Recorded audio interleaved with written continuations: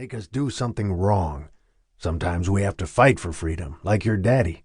If we're not free, we become slaves. There are bad people in the world, like Mr. Hitler in Germany right now, who want us to become their slaves. And all the free people in the world are going to Europe to stop him. They'll come back heroes when the war is over, just like your dad." "Is Daddy going to meet Mr. Hitler in Washington?" she asked with interest, and Bill McKenzie smiled. "I hope not. He's in Germany. Your daddy is going to do legal work for his country, the Army, and the President of the United States." Meredith knew that her father and grandfather were lawyers, but she was never sure what that was or what it meant. "Your dad might go to fight Mr. Hitler one day, but not yet. He has work to do in Washington first."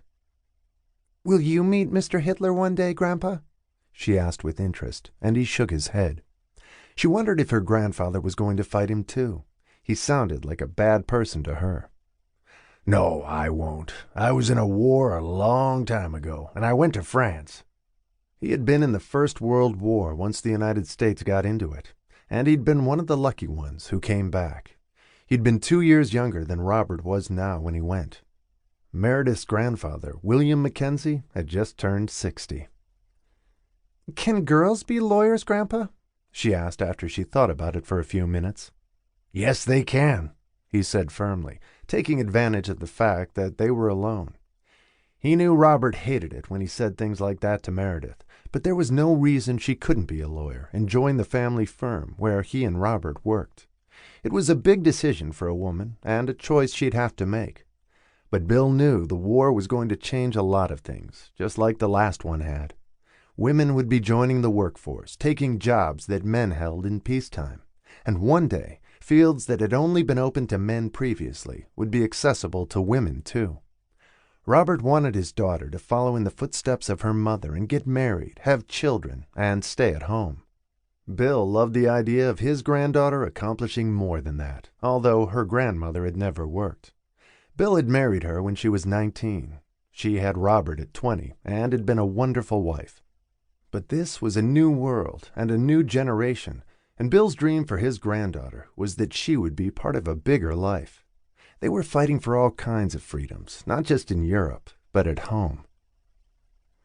"Maybe I'll be a lawyer too," Meredith said pensively. "Or a doctor, or a nurse." "You can do whatever you want," he said, as they held hands, crossed Fifth Avenue, and headed home. He liked his private moments with her. She was a bright child, inquisitive about everything, and full of questions and ideas of her own. Her mother and grandmother had tea and sandwiches and cookies waiting for them when they got back. Meredith was hungry after their walk in the cold. She ate 2 of the delicately trimmed sandwiches and a cookie and a glass of milk. She went upstairs to play with her dolls then, while the grown-ups stayed to talk about the war. Later she couldn't remember what happened after that, but she could always hear her grandfather's words echoing in her ears about freedom and telling her that she could do anything she wanted when she grew up, even be a lawyer like him and her father. It sounded just right to her. Her mother visited her father in Washington every week, but she didn't take Meredith with her. Meredith stayed with her grandparents when her mother was away, and she didn't see her father again for several months until he came home on leave. He was thrilled to see her, and he spent a lot of time talking to his father, and he was startled to realize that Meredith knew a surprising amount about the war in Europe. Her grandfather had explained it to her, and she had a good understanding of it for a child her age. Robert scolded his father for discussing it with her. "You shouldn't tell her about the war, Dad. She's only 6. She doesn't need to know." "I think she does. Don't underestimate her. She's a smart girl, and I just tell her what she can understand in broad strokes, not the details. So, what do you hear about how the war's going in Europe?" Bill was hungry for information. Everyone was. "The Germans are punishing the Allies severely. Hitler is trying to take over all of Europe. Our losses are heavy so far, but so are theirs."